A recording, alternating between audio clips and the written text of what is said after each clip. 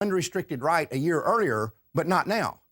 Remember, the only difference in the baby is a change of location and another year of development. And it would seem strange to argue that either of those would diminish the mother's talent for sound decision making. So again, if we do not permit her to legally kill her 6-month-old baby, are we saying that there is some sort of mysterious force in the universe that only gives this decision-making talent to pregnant women and that they lose it the moment they give birth? And are we also saying that women regain this ability the next time they get pregnant, only to lose it again once those babies emerge from the birth canal?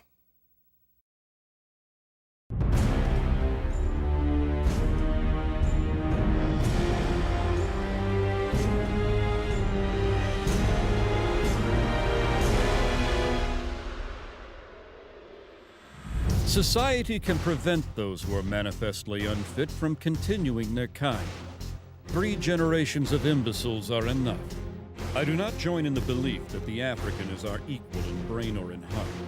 We are paying for and even submitting to the dictates of an ever-increasing, unceasingly spawning class of human beings who never should have been born at all. The laws of nature require the obliteration of the unfit. The best way to hate a nigger is to hate him before he is born. American eugenicists were routinely praising Hitler and holding up the Nazi eugenics program as a model for the United States to copy. Non-white races must be excluded from America. The red and black races, if left to themselves, revert to a savage or semi-savage state in a short time. The only way possible of decreasing Negro population is by means of controlling fertility. Birth control facilities could be extended relatively more to Negroes than to whites, since Negroes are more concentrated in the lower income and education classes.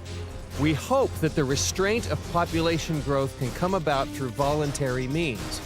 But if it does not, involuntary methods will be used.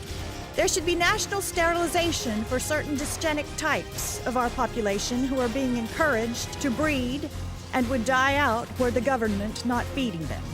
If this movement continues, we soon may be accused of fighting poverty by eliminating the poor and overcoming hunger by removing the hungry. For all their failures, what the eugenics movement had accomplished was to lay the foundation for the next phase of their plan. And this is where they would find the success that they had been chasing for over 100 years.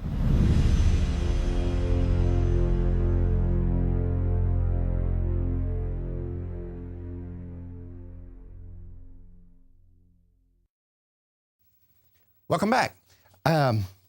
This is a story that's something that needs to be told. I've dealt with this issue many times in the past where a woman has gone in for a late-term abortion, had laminaria put in, and then for whatever reason changes her mind. I've dealt with dozens of these situations over the years, and of course usually the abortion clinic always tells them, oh no, the laminaria killed the baby, it's too late, you can't do anything about it. Now, Mark, just for new pro-life people that might be just listening in, explain that laminaria, that seaweed procedure. In late-term abortions, the instruments necessary to accomplish the abortion can't pass into the cervix unless the cervix has been dilated. And so they use these things that are called laminaria. They're like little seaweed sticks that absorb moisture from the surrounding tissue in the laminaria, and they expand like you put water in a sponge and it grows. Right. And it expands the cervix opening big enough they can get the larger instruments in and the bigger baby parts out. And this usually occurs either the day before, and sometimes 2 or 3 days before. They'll have to do it subsequent laminaria insertions. And so you put these laminaria in the cervix, and the abortion clinics have this habit of telling women, okay, that you can't stop now, you can't back out. It's dangerous for you, the baby's already dead anyway, and which is an out-and-out bald-faced lie. But this is something they tell all the time. We have a young lady who is the director of the First Choice Pregnancy Center in Lost Wages, Nevada. And her name is Pam Kaler. Hello, Pam. How are you? Hi, good morning. Awesome. How are you guys? Just fine. And lady. Huh? I said, and lady. Yes, and ladies. Now, you are also not only the director of the CPC, but you go to the actual abortion mill as well. Well, we are right next door to what was once the busiest abortion clinic in Vegas before we opened. Right. And so tell us what happened. You were there few months I was back? there, and one of my sonographers found out that her neighbor was pregnant, and she was fairly far along, and so she wanted to talk to her, and she had talked to me, and I said, well, you know, if something crazy happens and they've already started the abortion, depending on where it's at, we might be able to reverse it. So by the time she got to talk to Jamie, Jamie had indeed left for the abortion clinic. And so Marina called me, and I said, it's okay. It's not too late. Get over to that clinic. So we did it as an intervention of friends, not really as a intervention by the pregnancy center. I just happened to be, Right. you know, the person that knew about it and was able to help intervene. Now, Marina is the friend of the girl who was pregnant and had the laminaria inserted. Correct. Right. Yeah, she's my sonographer. She works for us. And so, y'all, what happened when you tried to contact her? When we tried to contact, The lady who was pregnant. well, they're literally neighbors, Right. and Marina went to her house and found out that Jamie had actually left and gone to an abortion clinic. Because we were pretty sure how far along she was, we knew that the only clinic she could go to was the one at the end of our street, because they go to 23 weeks and 3 days. And so we knew that that's where she had to go. Did you intercept her at the clinic? Yes.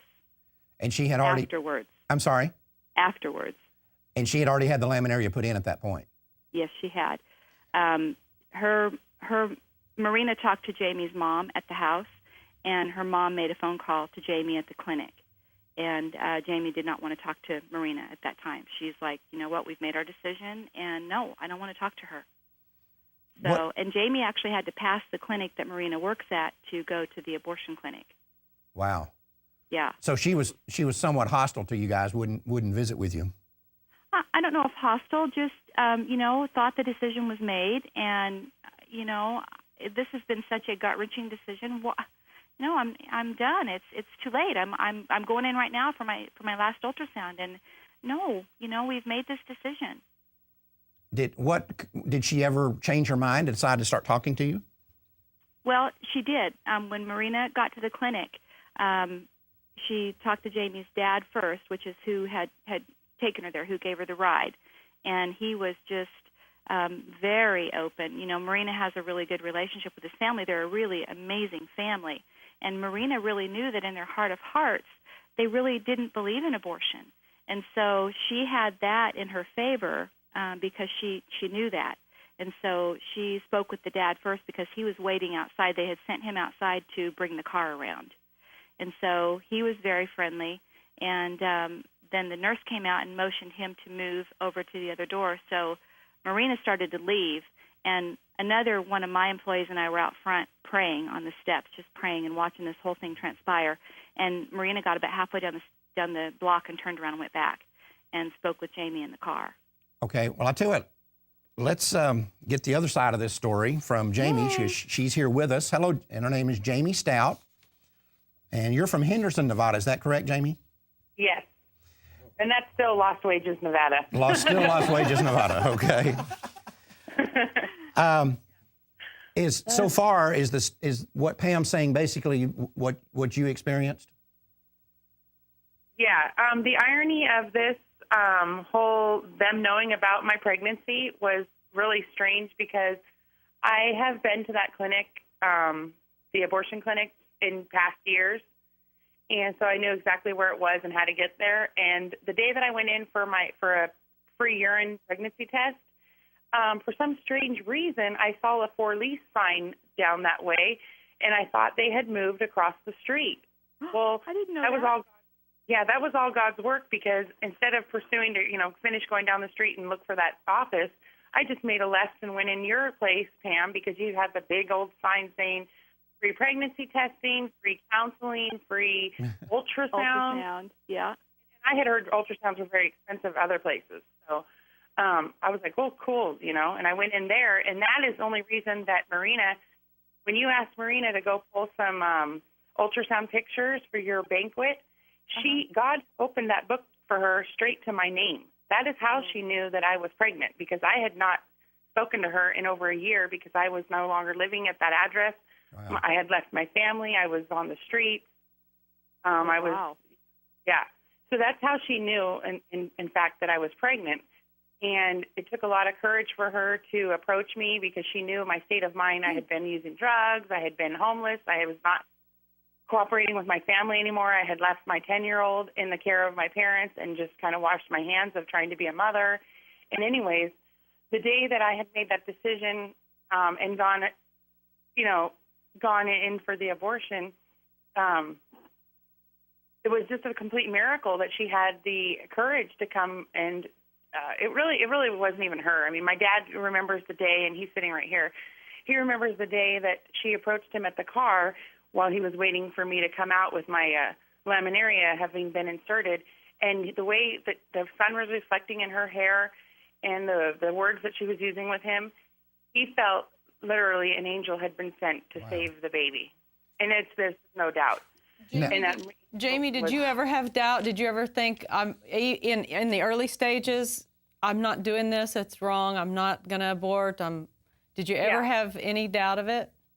Yeah, because I have aborted 2 or 3 times before in my young teenage years and then in my young 20s because the men that I was involved with were no good. I was using drugs. I didn't know if the baby would be born with no arms. I was not stable to raise a child.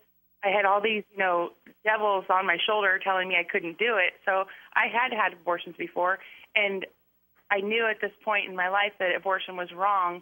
And after being a mother of my 10-year-old and raising, and seeing a beautiful daughter, I never wanted to do this again. And I had promised myself I would never do this again. Well, Jamie, so now we're at the point where these people are trying to help you, but you've already had the laminaria inserted. Yeah, so I'd already had. Technically, the abortion procedure is underway. Yeah, I kind of just shut my eyes and said, this is the best thing for me. I'm going to do it, and went to the clinic. And now, what made you change your mind? I know you changed your mind at some point after this laminaria was inserted. When did that happen? Well, that happened when, after the laminaria was inserted and Marina was trying to talk to me, and I was really kind of in and out of consciousness from the way I felt from the procedure. I was kind of weak, and I was very angry. I was very hostile, and I didn't want to listen to her because I had already made this decision. I had gone so many times making other decisions, adoption. I just had finally came to this decision, and nothing was going to change my mind now because it was hard enough to make that decision. But now you have changed. But now you did change your mind. Well, but the only thing I can say is of why I changed my mind was because I knew